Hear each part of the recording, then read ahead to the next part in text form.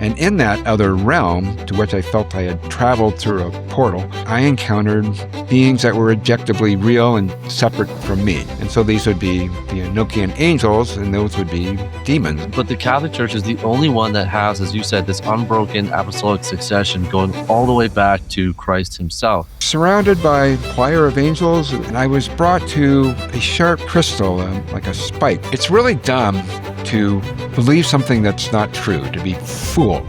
What I began to realize is that it's equally dumb to not believe something that is true. Who has the authority to transmit God's revelation?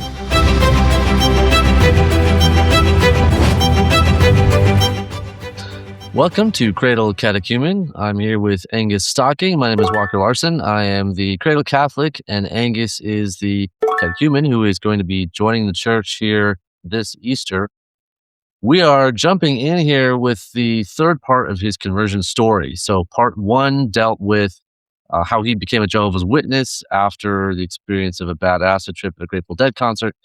And part two, we looked at his years as a Jehovah's Witness and then how that sort of false experience kind of came to light and how he started to see through it, see through the false teachings and the inconsistencies there. So today we're looking at the final stretch of the story where he, how he became Catholic or is in the process of becoming Catholic. So very excited to hear this third part of the story, which originally was going to be one episode, wasn't it, Angus? And now here we are doing three. It was, and I have no regrets. You know, I've been editing the first two conversations, and I'm a fan of long-form podcasts and long-form Catholic podcasts in particular. Matt Fradd and others, Trent Horn. They're kind of a thing, and I think we were interesting throughout. A lot of colorful detail for sure. So I'm happy to be telling this story, and I'm also glad we're bringing it home today. Yeah, so. Great. Well, with that, I'll let you take it away. We left off, if I remember correctly, with sort of your departure from, or some of the aftermath of your departure from the Jehovah's Witness group, and a little bit of your first interactions with Mary and with devotion to Mary. Yeah, and of course there will be links on screen and at the end of this episode and in the show notes, so please look for those episodes. Oh, and like and subscribe. Yeah, so I wanted to loop back very briefly to the actual end of Jehovah's Witnesses. I've mentioned that I disassociated myself rather than being disfellowshipped, which will be meaningful to any Jehovah's Witnesses out there. What it came down to for me wasn't the heresy of Arianism and denying the incarnation of Jesus, basically, of God on earth, but rather the question of authority. I began to ask kind of obsessively, Jehovah's Witnesses, the governing body, presents himself as the sole channel of God's sole channel for truth on earth. And that exclusivity is key to their religion. And I began to ask simply, fine, how do we know this? What is the evidence? A lot of religions say this, from Mormons to Catholics to Southern Baptists. They are claiming some sort of authority. And what is the truth claim of Jehovah's Witnesses? And there was nothing. The only thing I used to hear kind of anecdotally was that the governing body used to get letters from what they call anointed ones, who is their version of saints, basically, people who have the heavenly hope. And they would get these letters from various sources and the anointed, and then they would discern, what the truth is or what the Jehovah was trying to tell them at this time. But that's not in any literature. There's no, how does that even work? Is there a Yeah. vote? And I basically got fed up with that. And the elders, my local elders, got fed up with me as I tried to ask. And that'll become important at the end of the story, because just a sneak peek. What's that called? A spoiler, Preview? excuse me. A Spoiler, yeah. spoiler coming up is that, of course, the Catholic magisterium does is able to provide evidence, an unbroken line of succession from Exactly. Peter. So, Yeah, can I so jump in just for a second yeah, there? please. Yeah, you've touched on such a key issue. I mean, maybe the key issue for evaluating different religions' claims to truth, right, is at the end of the day, we have to ask, well, who has the authority to teach? Who has the authority to transmit God's revelation? Hmm. Lots of people claim it, but the Catholic Church is the only one that has, as you said, this unbroken apostolic succession going all the way back to Christ himself. And so what Christ gives Documented. documented.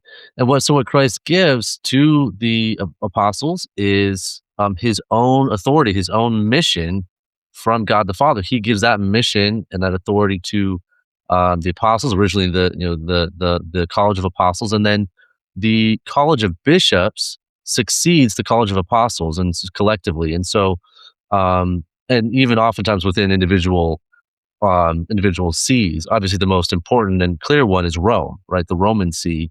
We Hmm. have this direct succession of man after man after man in the same office, and each time this authority is being transmitted. And so, and even, this is true too of the other episcopal sees, at least insofar as they depend on Rome, right? Is that they're receiving this apostolic succession and not just sacramental ordination, but also the transmission of what we would call jurisdiction or authority, which is tied to that transmission of mission, Christ's mission. And so it's not, it's important that these bishops, that they have received the sacramental power and the authority to wield it. And you can trace that transmission, that authoritative transmission, back, as you said, it's documented all the way back to the time of Christ. And the linchpin for that is the Roman See, right? The papacy. Yes, quite so.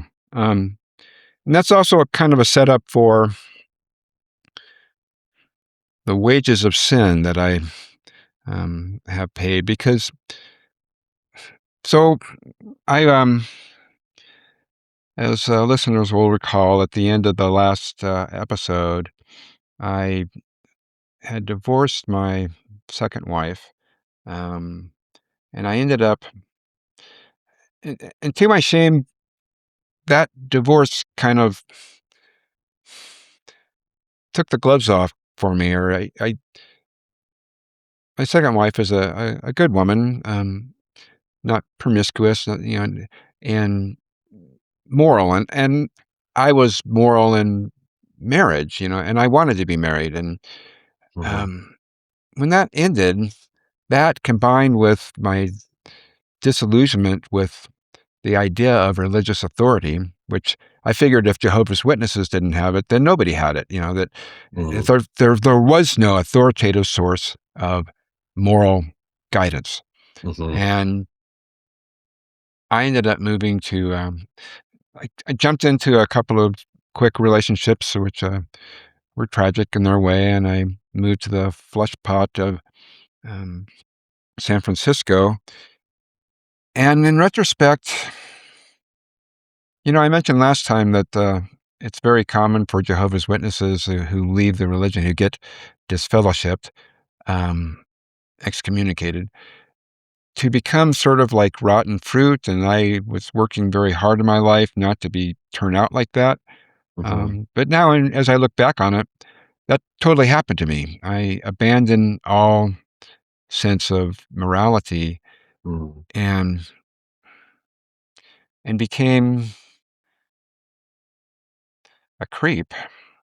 mhm. And I want to read from the prodigal son, Luke Yeah. 15. The parable that's so important to me now, is especially now. Um, it said so. As listeners will recall, the property was divided from the father to his younger son, giving him my share of the estate. And we read, not long after that, the younger son got together all he had, set off for a distant country, and there squandered his wealth in wild living. After he had spent everything, there was a severe famine in that whole country, and he began to be in need. So I moved to a far country. Like, what I was saying in my head was Mm, that I had never lived in a city. I wanted very much to live downtown in a city. I wanted to expose myself to some diversity because that's always fashionable, and mhm, I got it. I moved to the Tenderloin, which had more people in a block than there had been in all of Paonia, and I was in the middle of the drug trade, the prostitution trade. mm. Um, You were all in, sounds like. I went all in, Yeah. and I can't bear to go into detail about my Sure. sexual, but to skip a stone over the top, prostitution.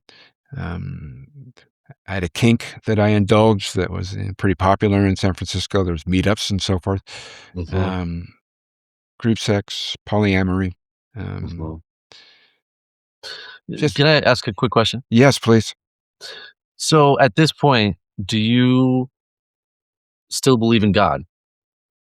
Yeah, So did you think that, well, God exists, but this is not necessarily wrong, this is not necessarily displeasing to him, or did you still think, well, God exists and this is displeasing to him, but I just don't care anymore? I Or would what was kind say of your Go ahead. I would say that I didn't believe in the God of the Bible. Sure. That I thought there were many claimants. I continued my veneration of Mary to a slight extent, Mhm. but I also have a little altar to Ganesh, um, Hmm, and I've uh, wasted a lot of time in chanting malas to Ganesh, and okay. actually the image I had of Mary, the picture from the um, roadside um, tabernacle, whatever it um, was on the same altar. And when I had candles for Mary, they were Yeah. beside Ganesh. And so to me, it was just, there was multiple spiritual agencies in the world, Hmm. some good, some bad. And So kind of a vague, almost a paganism, like right. Yeah. there's And just these combine that different. with moral relativism. I Sure. fell into that trap. And so I didn't think there was objective morality. Mhm. And I wasn't acknowledging the objective existence of sin, because I didn't Mhm. think, I no longer thought there was anyone on earth who could say definitely that they were speaking for God, and Sure. that it didn't matter. And certainly I didn't believe in hell. Um, Sure. I adopted the most common view that I've encountered in the world, and my milieu anyway, that we just turn off like a light switch at death. But you did believe in a spiritual realm, clearly, because you were Yeah. taught, Yeah. I'm not praying to saying these gods, and then I think, as you've alluded to before, you got into the occult I and did. magic as well. So Yeah. so you believe in a spiritual realm, but you didn't believe in an afterlife. Is that pretty common for those to go together? Do you know? Yeah. Okay, strange. It Um, doesn't seem logical, but it's not, maybe not the majority, but yeah, it's certainly, I mean, I knew a lot of people like me.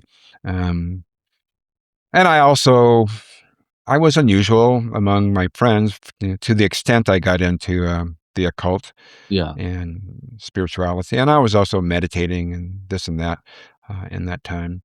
So to finish up on the sexual sin, I sort of preserved my self respect, at least, by telling myself and believing, and I say this confidently, I never had sex with anyone who didn't want to have sex with me. Mhm. And so in my mind, that was moral. Right. Um, Now, there are at least two women who would dispute that. And I think they're wrong, but I feel like I'm falling back on sophistry when I argue my case, which is not something I could do if I accepted some objective existence of moral laws. Yeah. So I'm very uneasy, and I think the most charitable thing that could be said about me um, in those years was that I was a creep, Okay. a Yeah. more, but some would say that I was a predator, and Mm. and it hurts. Um, Very difficult times. Then in the occult, which is kind of the other main branch of my sinfulness, um, I've mentioned in previous episodes. I think the Lent, or no, and the Real Presence, our pilot episode, and listen to that. Um, that I did do spiritual. I more than dabbled in spirit contact and goetic demon summoning, and I mentioned Enochian vision working, which is basically astral travel to Mhm. meet demons. I'll tell one story from that. That's kind of a Sure. sample of what happened. In Enochian vision work, you use a table and apparatus and uh, chants in barbarous languages. Um, in a scrying stone, I used to use an obsidian ball. And by doing so, I, I several times passed from ordinary consciousness to an immersive, lucid dreaming state in which that was the only reality I was dealing with, Mm. without falling asleep and without taking any drugs. Okay. So it was real magic. It was a complete change of consciousness. And in that other realm to which I felt I had traveled through a portal, I encountered beings that were objectively real and separate from me. And so Mm. these would be the Enochian angels, and those would be demons, I Demons. Yeah. have to assume. Right. Um, So in you one could of see those, them or yes, yes, oh, no, wow. this was very like a lucid dream, Okay. completely visual and also smell and Mm. audible. It was Mhm. a very spooky experience. And the only thing I've done that's come even close to that is years later, I tried dimethyltryptamine. Um, I vaporized DMT and Okay. had similarly immersive um, visions. Yeah. On this occasion that I want to tell about, I met a guide figure that I had met before, and he took me off on adventures, and he took me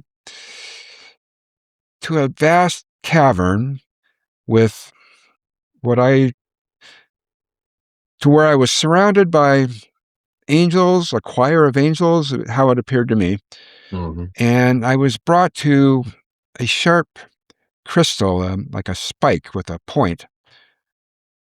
And the chanting and my guide all seemed to be encouraging me to touch this crystal.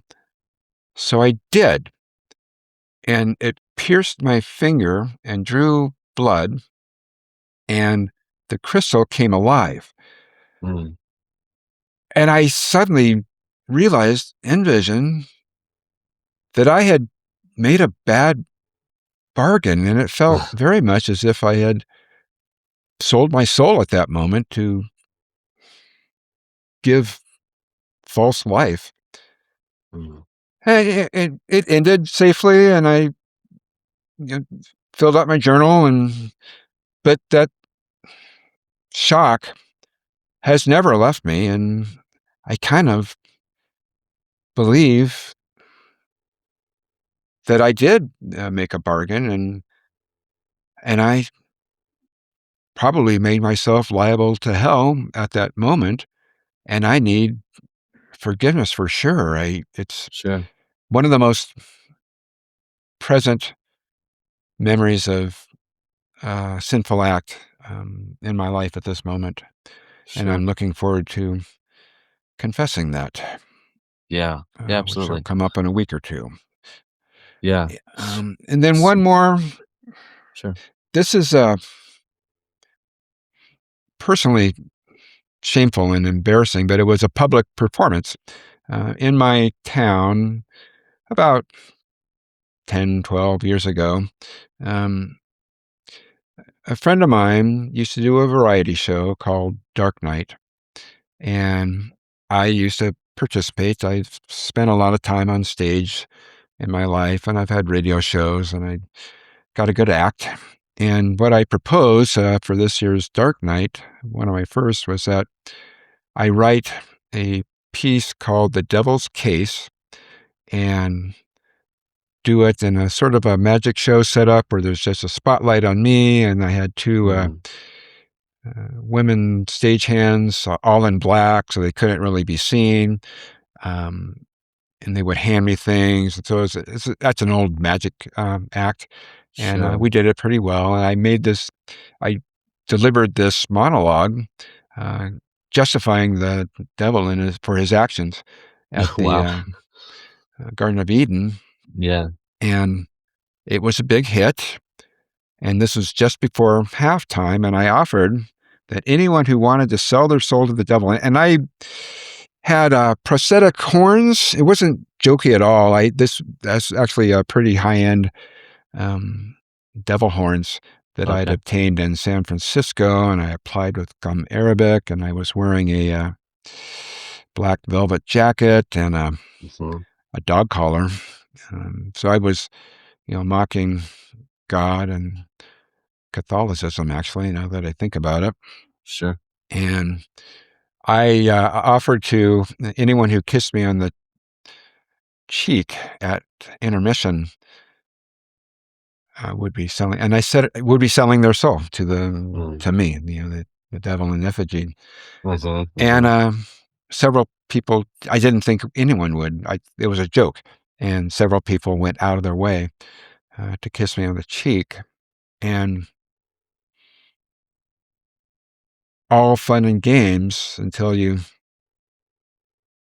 have a stroke 10 years later, Yeah. and start to think about God, and Christ becomes king in your heart, and you have glorified the devil in effigy Yeah. and made bargains with others. And I did that. There's no way to, I don't know who it was now, or certainly they don't Well, you could remember. And always pray for them, you know? that's a good idea. So, You don't have to know their names necessarily to pray for them, yeah, and maybe that's, gonna be the pathway for them is through your prayers, but, couple of questions that come to mind if we sure. can jump in. Number 1 is when you were doing, the visions, when you're seeking out the visions or doing other spells, I don't know if I'm using the right terminology, but what was your aim? Was it to gain power? Because typically that's my understanding when people are engaging in these kinds of things, they usually want some kind of power, they wanna get something out of it, or were you looking for spiritual enlightenment, or what was the goal? The latter, this particular form of Enochian vision magic is called scrying of the spheres, and Okay, it's described in great detail by Aleister Crowley and modern writers. And it involves entering in vision into successive places, and it becomes a ladder of attainment okay, in the imaginal realm, basically. Um, and which is not uncommon for there to be ontological ladders of spiritual enlightenment. Um, The Kabbalah tree of life is much like that. One can walk the tree in vision. Mhm. This was another version of it that was quite well described. And the thing about Enochian vision magic is it totally works. And it's really weird. I mean, if you're a person who's been around the occult a bit, you get used to maybe a spell will be fulfilled, but not quite the way you asked, or it might take a few weeks. It's uncertain. But Mhm. Enochian vision magic is like walking into another room in response to a spell and meeting spirits, and there's Mhm. just no question. They they have objective existence, and so the spheres that I was entering into successively were real places, highly detailed, and the beings I was meeting, the demons, were objectively, they weren't in my head; they were Sure. separate. And the idea was that you would maybe gain magical power, but also just knowledge about how the world worked. And Yeah.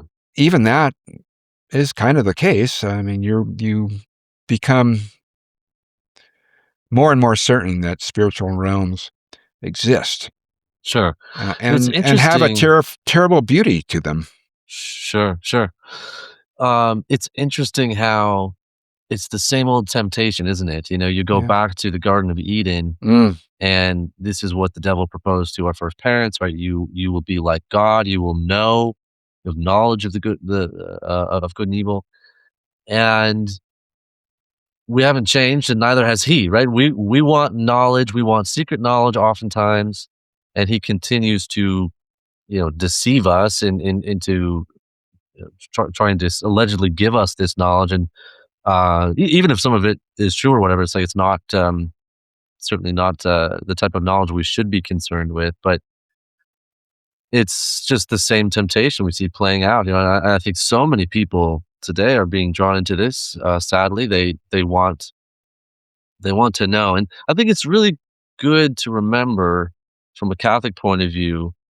Not that knowledge is in itself bad, although certain kinds of knowledge are bad. I mean, we really don't we shouldn't have knowledge of mm, magic, for example. But knowledge in itself is not a bad thing. But we are saved through faith and through God, and not through our own powers of no, well, not through our own powers. Period. mm, And yes, of course, n- knowledge plays into that. We need to have knowledge of God's law. We need to have His revelation, and so on. But I think the temptation that we get in the Garden of Eden, and then and today through the occult and so on, is this temptation to believe that we can save ourselves through getting the right knowledge, through mm. just figuring out the right spells and secrets and so on, and how the world really works, and that will give us our salvation. And that's of course a lie, right? The Mm. salvation is a gift from Christ, and it comes through faith, hope, and charity, and it comes through the church. But it's not something we do for ourselves through secret knowledge. Yeah. Yes, and to be clear, I'm not recommending anyone. Of course, yeah, you're right. But no, um, I'm sure quite the opposite. yeah. Well, no, And it would be interesting to make a study of all the magicians in the Bible, um, uh-huh, who are typically represented not as fakers, but as people who can do stuff uh-huh, and get knowledge. And yeah, it's just a terrible world. And I haven't even mentioned, I probably performed 10,000 tarot readings for hundreds of sure. people. And And that's mostly about trying to predict the future, is that right? it's, it's a method of gaining insight into a situation. And so often I'd be, Okay, reading about a wife or a husband or a boyfriend or a job opportunity or okay. yada yada. And then What's sometimes there really would be going a on there? fortune telling aspect. Sure. And I And have what to people say, I'm sorry. Go ahead. I was gonna say what people should probably understand about that is that, uh demons being pure spirit and in a higher creature in many ways in terms of their natural capabilities, they're very, very intelligent, and they're also able to observe and hear and know what's going on kind of everywhere, um, all at once. Not necessarily all at once, but at least they have the ability to know a lot more of what's going on than we do, Mm, and they're far more intelligent. So it's not hard for them to provide this kind of insight, and some yeah. of it might even be accurate. Plenty of it might be accurate because they're trying to ensnare you. They're trying to draw you into the occult and the tarot stuff and so on. So, what I just to make the point that when you're engaged in these tarot readings, I suspect that you're getting real information in Hmm. many cases, but it's coming from the demons who have that information because of their natural capabilities. I I quite agree. Speaking for myself, there was never, from the time first started reading tarot and then I Ching, I never thought for a moment that I wasn't dealing with another intelligence, which is not so Sure, common. Many tarot readers interpret it as simply a psychological response to second evocative sight or images. something. Yeah, Yeah. but I they would clearly talk to me. The tarot cards and the I Ching was an interface that they could manipulate, and I Ching in particular was often. It was very much like being online in a Huh. chat room with Huh. some super intelligence that certainly appeared as an angel of light. And the I Ching is actually kind of a conservative book. Mm. The advice it dispenses is pro family, pro law keeping. There's an objective morality to it, which is actually admirable. And actually, so much as Jehovah's Witnesses, their moral strictures had been good for me in some ways, especially getting out of drugs and Sure. for the early years of my family. Um, I Ching also was definitely a corrective at times. It was largely thanks to I Ching that I stopped smoking cigarettes Absolutely. and made other decisions that I'm proud of in retrospect. Not to say it's all wonderful, but Sure. the so what's the motivation there? Uh, to make to make a person think there's power other elsewhere than God, and it worked for me. Right. That I was fell Right. into that trap for a long time. So let's see. So that's kind of my sin, or some snapshots of my sinful state, and I. The other thing that happened in San Francisco, in particular, was I had always been a pretty good earner up to that point. I had supported my family and wives and bought a couple houses, and it all trickled through my fingers and went away Yeah. in San Francisco. And I ended up moving from San Francisco back to Beaver Dam at my son's request, um, on a shoestring, but I managed. And that, incidentally, that was. I feel like I've done two unequivocally good things in my life. One was moving back to Kentucky from Idaho when my parents needed me. My Mhm. father had a massive stroke, and my mother had heart surgery, and they just needed me. And so I uprooted my family to help my parents, and a good thing. And I definitely helped my father to die in a better state than he would have otherwise, and helped my mom through some very difficult years. I'm very proud of that. And then when I Yeah. moved, my son called me in San Francisco. I got his call when I was on the sidewalk walking around. That's what one does there. Um, just the day before, I had told a woman that I loved her and was sincere, and I was committed to San Francisco, and my son called me and asked me to drop everything and move back to Beaver Dam because he wanted to get out of Jehovah's Witnesses. And my son, to his great Oh, credit, um, he was, a cradle Jehovah's Witness yeah. and never believed it. Mm, Was always sure that he was being raised by crazy people, and of course, in the beginning, I was one of those crazy people. sure. His sister, by contrast, is a great believer, Yeah. um, but he was in a bad place and needed help, and asked me if I would Mm, move, and that was a big decision for me. I had a great apartment that I was with a lease in San Francisco, and it's hard to break a lease. And I had um, this girlfriend I'd plighted my troth to, and I had another girlfriend too, because polyamory at the time. uh-huh. Um, and I had my life, and I was making it. But Were you happy there during that time they were when exciting you're years, and I was happy with my friend group, Mhm. um, and I was getting what I wanted out of San Francisco, city life Yeah. and social life, and yes, and it's beautiful there. It's and pleasure to the city are real. Mhm. Um, Was there any kind of spiritual, like, you were still it seems you were still looking for something because of the yeah, occult interest, so you didn't feel totally content in that way, apparently.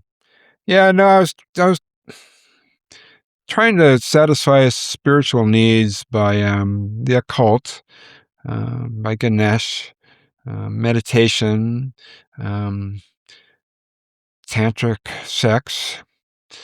Um, Very popular there. And so in my mind, I was developing spiritually, and I would have said that I was happy. To answer your question, Yeah, um, it wasn't. It was years before I realized I wasn't happy in sin, or was sure. able to face up to that. Yeah. So the second thing I did that I'm in my life and uh, is I moved back. I broke a lease and flew my son out, and he helped me load up my Honda Element, which I called Mushika because it was a vehicle of Ganesh. There was a Ganesh idol on the front dash. Oh, wow. And we drove from, we had a great trip. Actually, it's one of the best times I've ever had with my son. 3 days driving from San Francisco back to Wisconsin, and moved into a funky little apartment. It was underground underneath a dentist's office. And those were good years. I got my son graduated, and did his senior year in high school, got a job. We ended up moving to Madison. There were also years when I kind of continued sexual sin, and at that time it was kind of serial monogamy. I'd go with someone and break up with someone, and Were you still practicing occult stuff at this time? not so much aside from tarot. Um, Okay. And and did I you Go ahead. I'm sorry. yeah, with those practices, because 'cause I've heard other stories of people who were pretty deeply into that stuff where they would start to have negative experiences surrounding it, like, they would see frightening things, or they would have, night terrors or sleep paralysis or dark oppressive presences associated, or not, but just generally in their life alongside the occult things they were doing, or sometimes directly tied to the occult things they were doing. Did you ever experience any of that or not really? Not really. Um, there was the one experience I've talked about, Yeah, in the dark vision, presence in the and then room. I've talked previously too about the time I summoned Asmodeus, and I was aware then that evil was in the room with me and that I'd made a big mistake. Right. But in those years, all my life, really, I had been the kind of person, my mom used to say this about me, I could fall in a pile of shit and get up smelling like a rose. And I truly had some sort of weird gift for Oh. getting into and out of horrifying situations. In fact, I was just talking yesterday with a friend who was along on the Grateful Dead Bad Acid trip. Mhm. Not Scott, who came with me, but he stayed behind in the stadium. But he was in the van, Yeah. and he said kind of offhand that I I kind of have 9 lives, and I think about running back and forth across a freeway multiple times and Mhm. Asmodeus, and I think that I really I kind of owe my guardian angel, and Mary, but it's one of the strangest things for me to have to acknowledge and believe, I guess, is that we all have a guardian angel, but Scripture is quite clear, and the Yeah. Magisterium is quite clear, and I put mine to task with many. I had previously had a fatal illness that was I was cured basically by surgery, Mhm. splenectomy, and I had brushes with death quite frequently, and up until the current, every single one of the 4 strokes that I've had in the last 5 years were could easily have been deadly or left me paralyzed, which is where I Right. started off, and that's what happened to my dad. And I'm still walking. I'm Mhm. walking wounded at this point, but I have a lot to be grateful to, and I think that if my guardian angel was willing to face down Asmodeus for me, I I've got to believe that that's one reason why I've never had issues with hauntings or being cursed or Sure, sure. dark energy. So to answer your question, uh, no, but I'll tell you a story though. Um, Again, in our first episode, I talked about cleaning all the demon stuff out of my house, Yeah. um, the crystals and the books and the grimoires, and then that would kind of keep happening. I would notice something tucked away, and I was sort of I was felt like I was being led by prayer or Mary. I kept feeling that there was more to do, and finally, I came down to going through my I have quite a large library, and I'd gotten rid of, I thought, all of my occult books, but I decided to bear down and finer filter and get some more out. So I ended up throwing out a couple of books by Jung, which I, I think could have been kept by a Christian, but as a reference if nothing else. But Sure. they went out, and then there was a couple of self-help slash manifestation type books, and Mhm. got rid of those. And then I came across um, a book that had fallen behind the other books. You know how that happens. Mhm. Um, so it was actually hidden. And this was a book that was an actual grimoire, a pricey one, kind of a bespoke printing that I had spent a lot of money on. That was as black magic as there is. Oh, wow.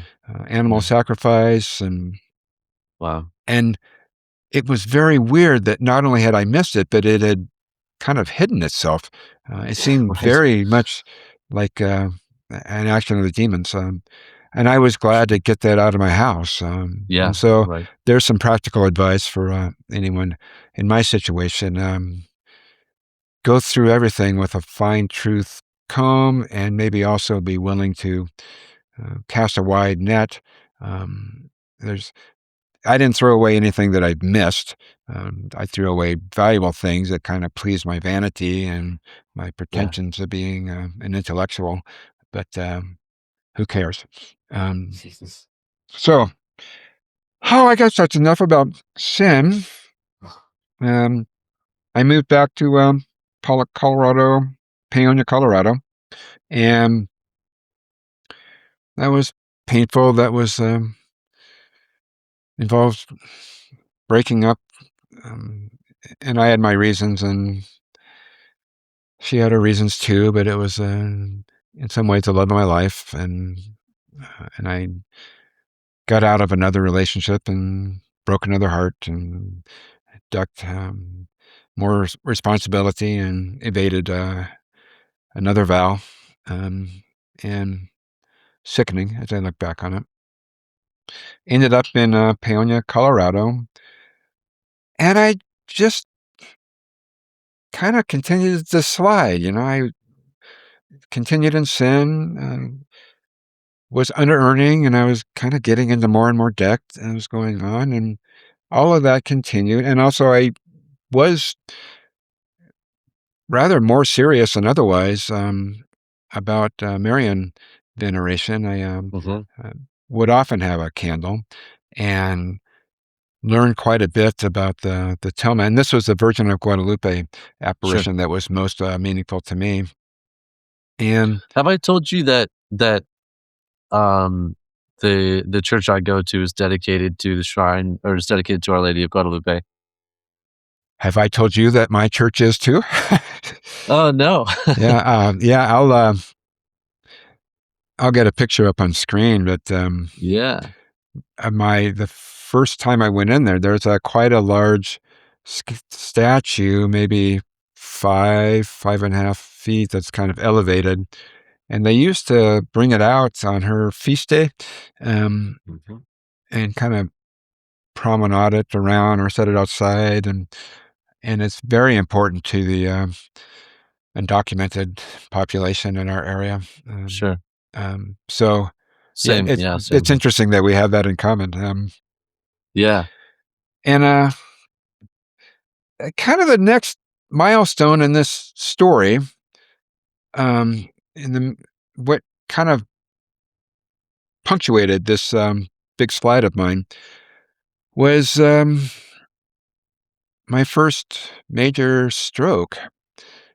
I'd had a stroke 20 years before that took some of my vision, but Oh, wow. a migraine-induced stroke, and Mhm. but hadn't really. I have a blind spot, basically. And what happened this was in, let's see, January 23rd, 2021, and I remember that because it's a palindromic date, 12321. Uh, Um, I was getting up to go from one room to another, and my hand started kind of acting up on its own. And I said, "What the heck?" more colorfully. And it didn't come out as words, it came out as babble. Okay. So I said a few more things, and I could no longer speak, and I could no longer really control my hand. It was Mm. I had a paralysis, um, and I didn't twig to what it was for a while. Went out on the porch, and I managed to light a cigarette because that makes sense when you're having a neurological event. And I finally called a friend and got to the hospital and got the news that I'd had quite a massive stroke that had occluded my speech center and partially paralyzed me. And they knew it was due to strokes, and they didn't know anything else. And here's something listeners may know, but I'll tell them anyway. The medical establishment knows nothing about strokes. There's a lot of Really? mythology about it and a lot of brave talk, but in fact, other than doing the MRI and telling me strokes or excuse me, clots had affected a particular portion, they could tell that, but they couldn't tell where the clots came from, or whether more would come, and they still can't, 5 years later. Um, Yeah. where it left me was more than most people. I used my power of speech, on stage, on the radio. I was a writer, and because of the paralysis, I couldn't type. Mhm. So speech was kind of my thing, and it is for everyone. I wasn't special, but it took away something I thought would never be taken away. I kind of thought as I aged, I would get I could become infirm, and but good thing I don't dig ditches for a living. I sit in an office and I type, right? But Mhm. suddenly, from one moment to the next, that was what had been taken from me. Uh, Fortunately, I was able to get on the dole at that time. It was COVID. Mhm. Um, and then I had 2 more strokes that year. Um, Kinda keeping my life together, but those strokes were a wonderful thing. Um, Mm. that was the first thing that started me realizing, not necessarily that I was a sinner, but that I was a loser, that the way I had led my life had left me in poverty and left me with a dozen failed relationships and no relationship with my children. Yeah. Um, and I had friends, but I didn't see them. I was kind of a lonely loser. Mm. There was nothing I could point to, that no indicator of success that was in my favor. Mhm. Um, Eventually, as part of recovering, I worked as a bartender for a while, which is a big, huge plus to learn a new trade, basically, and be successful in it. And after a rocky start, and then also finally, there was definitely, what can I do? And a close friend of mine said at one point, maybe you should quit drinking. And up until that point, it had never occurred to me that I drank too much and smoked too much pot and Mhm. smoked too much DMT, um, yada yada. I was a drug user, and it took me a couple of false starts, but I finally quit, and I quit by joining Alcoholics Anonymous, which I recommend to anyone in the business. And one of many good things about Alcoholics Anonymous is they open and close their meetings with prayer, and they talk forthrightly about the need for reliance on a higher power. Mhm. And they keep it pretty secular. But on the other hand, they don't take the route of Freemasons. They don't assign Mm. um, a personality to it. And I believe that that is certainly was a stepping stone for me. I mean, I believed in God. I was Yeah. comfortable using the word, and a lot of Alcoholics Anonymous, when first joining, that's a big one for them. They have trouble dealing with the concept of a higher power, and they're forced to lead a spiritual life in order to save their lives. Otherwise, they would die in a gutter or lose their Wow. family. I mean, there's big Yeah. consequences. So this is a crash course in faith that certainly worked for me. And Hmm. after a couple of years of this, I was a more spiritual person, and I was sober. I'm sober 2.5 years now. Awesome. Um, Congrats. yeah, and along the way, I quit smoking cigarettes and all other inebriants. I'm kind of straight edge, and Mhm. which was it seemed so uncool to me. Um, but so I was in a better place, but then I noticed that I had quit drinking, so I wasn't waking up hungover or anything. But in some ways, my life had not really improved. I was still quite broke, and I could blame that on the strokes, but also there was some systemic issues in my life, and if there was a higher power, I really needed him to do more than keep me from drinking. And so, where does one turn for that? Um, I began to go to church, and I got a sponsor in my after a year of sobriety. I a fellow I knew from around town and knew from the meetings agreed to be my sponsor, and Dave has been really wonderful for me. And Dave was certainly religious. He attended the Lutheran congregation, was on their board, whatever they call it. And I went a couple times there, and I kind of sniffed around Methodists and another religion or two. And I realized that what I was doing was church shopping. And at that point, I also started uh, reading the Bible more regularly, which Mhm. was an old habit coming back to sort of save me, and praying most fervently. Mhm. But I was still in kind of a holding pattern with a lot of things in my life. I was becoming awake to, but I hadn't solved this problem of how could Christ's death atone for our sins, and I hadn't Mhm. solved the problem of creed. I mean, the Lutherans, for example, have a catechism, um, and I read through it, and I was reading, you know, for example, Paul's writings and his epistles. They're very legalistic and kind of like a creed or a catechism in places, and and I was kind of thinking maybe creed is a problem, but then nothing else seems to be working for me. Mhm. And at that moment, back in May 2025, May 22nd, my birthday month, actually, um, a couple of weeks after I turned 61, I had the biggest stroke yet. Mhm. It left me half paralyzed, unable Wow. to speak.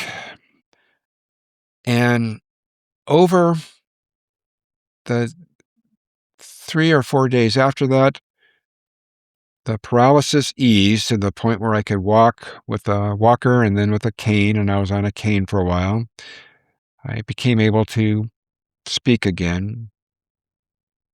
But there was also a couple days there where I couldn't really speak and I couldn't move anything and had no indication that it was going to get better. And the fact that it did was amazing to every medical professional that came through and unique almost. And nobody called it a miracle, but nobody offered me any rational explanation as to how I could be healed so completely. Um, and along the time, and this is a hard thing to say, but I am typically all my life, I'd been a very smart person. I'm actually technically a genius, 150 IQ. I knew that from childhood and Mhm. precocious reader and made a living in a couple of technical fields and Sure. occultism rewards intelligence. I'd always Right. been a smart guy, um, spelling champion. And after four strokes, I no longer really am. Probably I've had about a 20% cognitive loss. Okay. So after this last stroke, I'm a weaker, dumber person. I've made some gains in quitting drinking, but it really came, it really struck me that this fifth or fourth stroke in May and recovering was my chance to get it right. Mm. That an extraordinary sense of urgency came into my life, and I redoubled my Bible reading and prayer. And prayer at this time was to the Father in heaven in Jesus' name, and I still didn't quite believe it. Yeah. And and I was still leaving the door open that, maybe Buddhism or Hinduism. So the story I want to tell now is I I increased my commitment to a Hindu meditation practice championed by a fellow named Eknath Easwaran, he's dead now, but he's mentioned by, remember the Laurel's Kitchen cookbook, the vegetarian cookbook? It was a big No. hit in the 70s. And Okay. anyway, he was the teacher of the people that produced that and had a meditation center and wrote some Uh-huh. book. And he had a system of meditation that had a couple of main planks. One was the memorization of spiritual passages from any tradition, and to, in meditation, repeat those silently and slowly with complete focus. And so I Mhm. started doing that. And he also suggested the use of a mantra where you would repeat a phrase like Mani Padme Hum, or Om, or Rama. And he recommended the name of a Hindu god, but he said Mhm. you could use anything. And by some miracle, and I don't understand this at all, I chose to use the Jesus prayer. Um, Lord Jesus Christ, Son of God, have mercy on me, a sinner. Yeah. And the use of a mantra would be you're out for a walk, or you're standing in line somewhere, or you're washing the dishes. Um, Not while you're driving or working or something, but there's lots of opportunities. And that's why I began to do this pretty obsessively. I do have a capacity to jump in um, head first and make big changes. And I was obsessive here. And then, so I was using the Jesus prayer as a mantra, and I still do. Yeah. And I was memorizing, I probably got up to 20 different longish passages from various traditions memorized. And as I was selecting passages, I would kind of go with what got my attention. So there was some Sufi poems and um, sections of the Dhammapada, and also a number of saints. Saint Mm. Teresa, I Mhm. memorized several passages or poems of hers. Meister Eckhart um, had some really wonderful stuff. Cardinal Newman, Mhm. his poem about light and Jesus, and oh, the Book of Common Prayer, um, and what's that one? Imitation of Christ, Thomas Sure. Kempis. And I noticed that my meditations were always better when I was working with the saints. Hmm. And so I stopped anything else, and I gradually gave up anything Hindu flavored. So I was Mhm. reading just the Bible and meditating on just the passages from the saints. And I also started reading The Cloud of Unknowing, which is a marvelous book for That's Christian amazing. I'm reading that contemplatives. right now. Oh, it's we should do an episode on that. Really Yeah. rocked my world, and I felt for a while that I had a contemplative calling. Um, Spoiler: I think I don't. But so, Yeah. and the other kind of funny thing along there is that not funny, but uh, miraculous or a grace.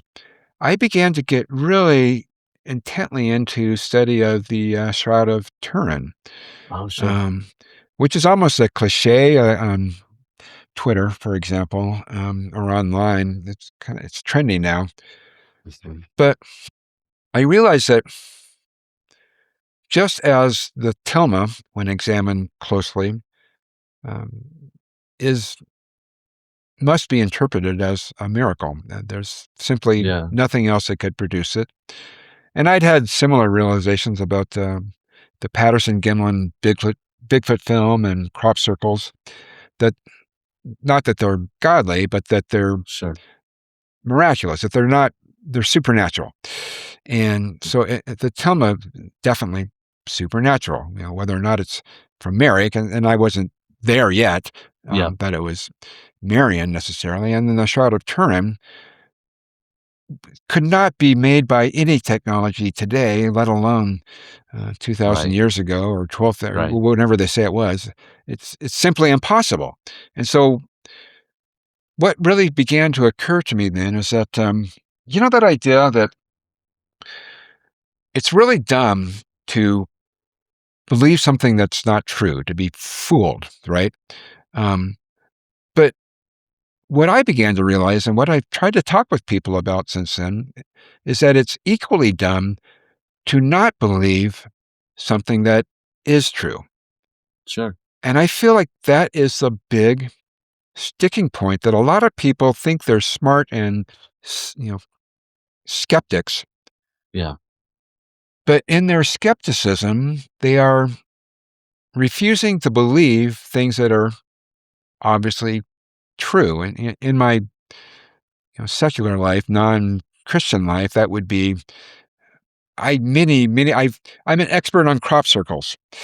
Um, and as a land surveyor, I knew that they could not be laid out, for example, overnight by Yeah. any, certainly not in the 70s and not Yeah. now either. And they can't be formed by any normal means. So they're not conventionally hoaxed. And I don't say what caused them. I'm not into the alien hypothesis, but they're not normal. They're supernatural. And I would go through this with smart friends who gave me a hearing, and they'd be impressed, but then they'd get to the end and said, "Nah," Yeah. and so frustrating. And I realized that my friends in that instance, and also myself now, that by not believing something that appeared to be true, not taking that leap of faith, really, I was a dumb one. I was a chump. Mm. And so I came to realize, well, hang on. If the Shroud of Turin is exactly what it says it is, I mean, what else could it be except the Shroud of Jesus? And then I read Yeah. The Case for Jesus by Brant Petrie, which is a really Mm. good examination of the Gospels from a scholarly standpoint, whether Mhm. they're good history, and also The Case for Christ by Lee Strobel, Yep. which is also a very, very good book. And his book, The Case for Miracles, is quite good. So I'm I'm incubating. I'm contemplating. There's spiritual movement happening within me, and I wake up one morning and I check in with this question about how. Oh, and I was reading C.S. Lewis Mm. and Chesterton. Yeah. I, I'm building myself up to this fever pitch, and I wake up one morning and I check in with this question. Well, do I believe in Christ, or could He atone for our sins, or was this really God? And I realized that overnight, basically, I had come to believe. And if I believed, that meant Christ Christ was real. God had come to earth and suffered and died for our sins, for my Yeah. sins. Right. And whether or not it made sense to me, it doesn't make sense to anyone. It doesn't make sense to humans, but it's real. Yeah. Yeah. Christ became king of my heart in an instant, Mm. and nothing has been the same since.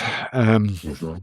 Mhm. And somehow, from my study, I mean, for example, the Shroud of Turin, that's in the keeping of the church at this point since the 70s, I think. Mhm. And the tilma was certainly, it wasn't a Protestant miracle, and there really are no Protestant miracles. I mean, they have martyrs, but and I knew quite a bit about Fatima and Mhm. various Cabejo and other Marian apparitions, and these are extraordinary miracles, and they're all heavily Catholic. And that's when I realized that Mary had tied a by grace, had laid claim to me, And there's that great image of you ever read Brideshead Revisited? Yeah, I love that book. Yeah. Yeah. So that idea that the hook gets set and Yeah. A twitch upon the thread, and the fish runs, and then a twitch in the strand brings him right back. which I think Wa got from Chesterton, speaking of Chesterton. Oh yeah, you're right. I am. That's probably an orthodoxy. I just finished Everlasting Man, by the way. Um, Another great book, yeah. yeah. Um, so anyway, um, Maybe we should pause for 1 second while I get my camera fixed here. Sorry, sure, I'll have to yeah, edit. all right. Um, so now that I'm a Christian, I had already come to realize that the Lutherans weren't having. I mean, the Lutherans are pretty tempting in a way, right? They've observed the forms, and it is a reverent congregation. And my sponsor was there, and I would kind of like to have had the spiritual direction of my sponsor in Christianity as well as alcoholism. But I realized that they didn't have it and that they did. And so, looping back to where we started this episode with the idea of authority, I I learned that around that period of time, I had never, I had heard that St. Peter's Basilica, for all my life, I'd heard that phrase, but I didn't know that a basilica is where you keep a relic. Mm. And I had not glommed on to the pretty obvious fact that St. Peter's bones, that whole edifice, that beautiful building, is an ossuary.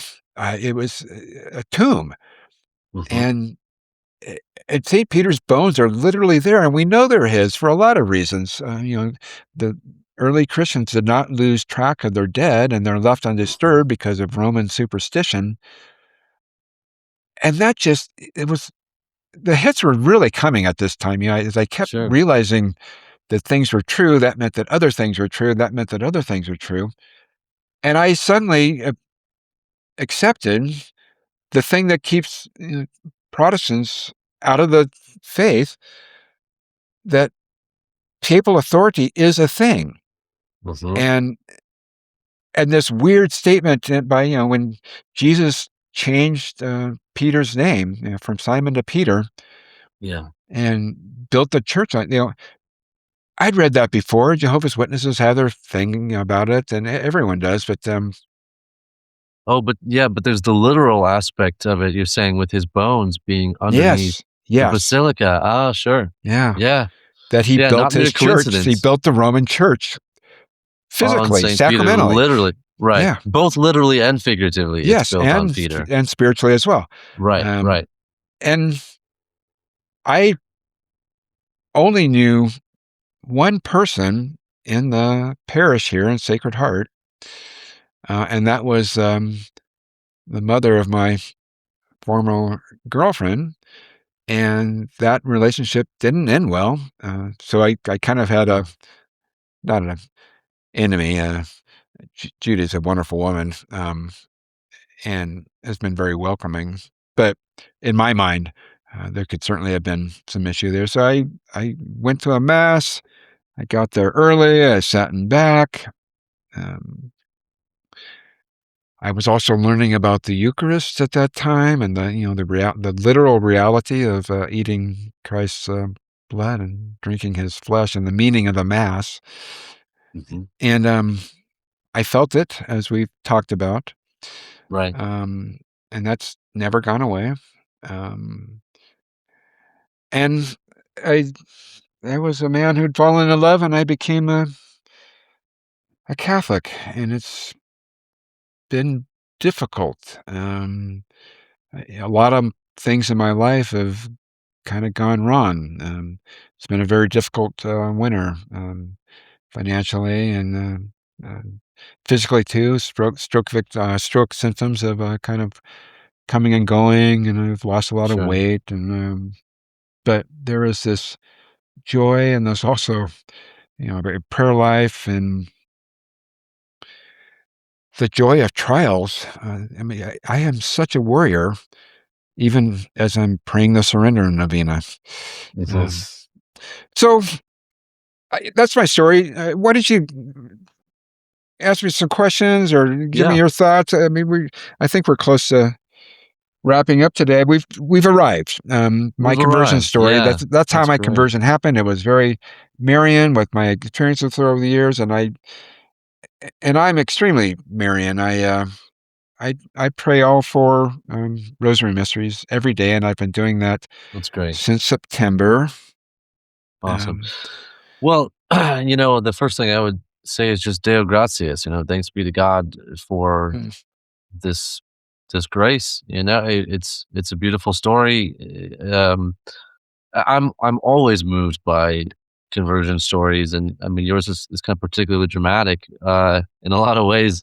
But God is good, and mm, that's my takeaway. It's just another instance of it. The longer I live, the more I see of that, of His goodness, and how patient He is with us. Even people who, like you, have been maybe away from Him for quite some time, but He's so patient. He's mm. He's just waiting Y- for us to respond to that call. Yeah, And yeah. There's that other great parable of the lost sheep. The yeah, shepherd has 100 sheep, and one goes missing, and he drops everything. And yeah, just the yeah, idea that it's been really important to me that God loves humanity, but He doesn't just love humanity. He's not amused by 8 billion creatures running about. mhm, He's deeply in love with every single soul that yes, He's yes, created, and it's specifically, yeah. I just Today I finished reading a great Catholic novel called Kristen Lavransdatter by Sigrid Undset. well, I've heard of it. She was a Yeah, she was a winner of the Nobel Prize for Literature, Mm, and I was so moved by that book. I recommend it highly to everyone, adult readers. And again, it's just that's what you realize. It's kind of like Brideshead Revisited, and Evelyn Waugh said this about Brideshead Revisited. He said, ultimately, it's a book about grace. It's sort of like yeah. saying it's a book about God. The main character is God. You don't realize that until you get to the end, because, of course, he doesn't intrude himself on center stage. Mm, We see it from the human perspective and these relationships and so on. But what you realize at the end is that the whole story was God's story all along. mm, yeah. He was there waiting. He was moving things, arranging things for these graces to come to these people at the certain times. And it's very similar in Kristen Lavran's daughter. I don't want to give away too much for those who do read it, but Mm, again, you have someone who kind of has a wayward youth, uh, but you see God working even through that, even through her mistakes. You see by the end, it becomes clear how He's been working through all of that very mm, patiently, and that's our comfort. Is that yeah. we mess things up, but He doesn't, and Yeah, yeah, it sounds like that. So there's a kind of a complicated thought that I've had about my time in Jehovah's Witnesses, which is an earnest attempt at serving sure, God.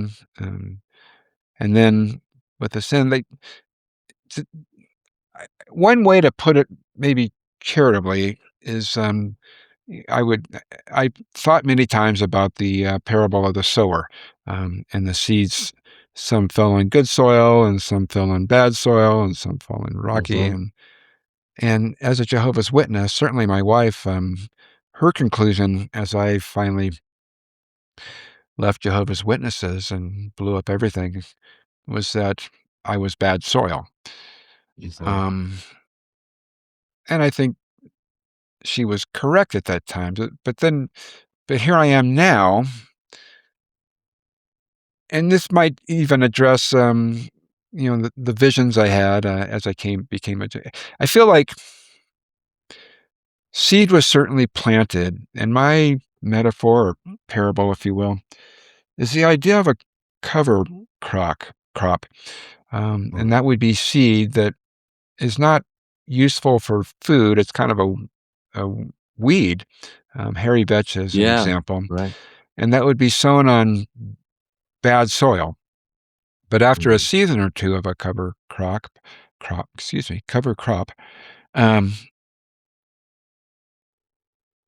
the soil improves. I like to think that God arranged for me to have a difficult life in some ways.